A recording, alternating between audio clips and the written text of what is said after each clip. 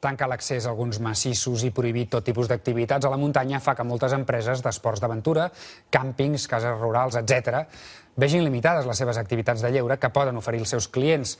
Agustí Forner, com s'ho estan fent? Quines alternatives ofereixen? Doncs l'alternativa és aquesta.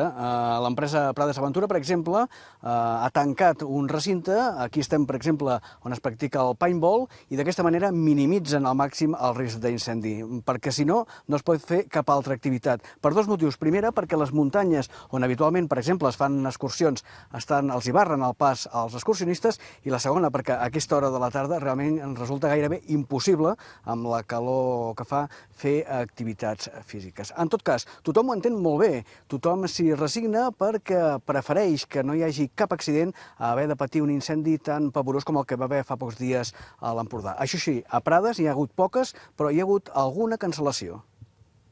Fins que no s'aixequi l'alerta per perill d'incendi que hi ha, no podreu sortir del que és el nucli. Els allotjaments turístics de Prades, com este càmping, informen els usuaris que no poden accedir a les muntanyes estos dies per l'elevat risc d'incendi. La situació els ha fet perdre alguns clients, però comparteixen la mesura preventiva. Ens han hagut d'anul·lar realment perquè no podien fer les excursions a la muntanya que pertocaven, no?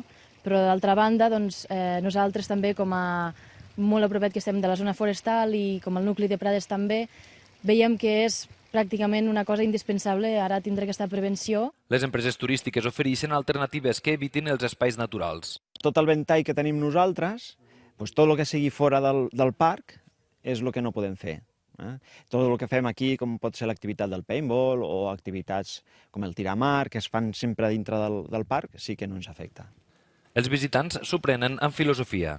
Entenem que té que ser així, perquè la veritat és que és una pena, perquè venen ahir o abans d'ahir, venen als Corts i està sec, la veritat és que dona molta pena. En este cas, en lloc d'anar d'excursió a la muntanya, han optat per anar de compres a Reus. Una de les alternatives que s'ofereixen als turistes que no poden accedir als espais naturals és visitar les poblacions de la zona, com el nucli històric de Prades. Víctor Sorribes, TV3, Prades.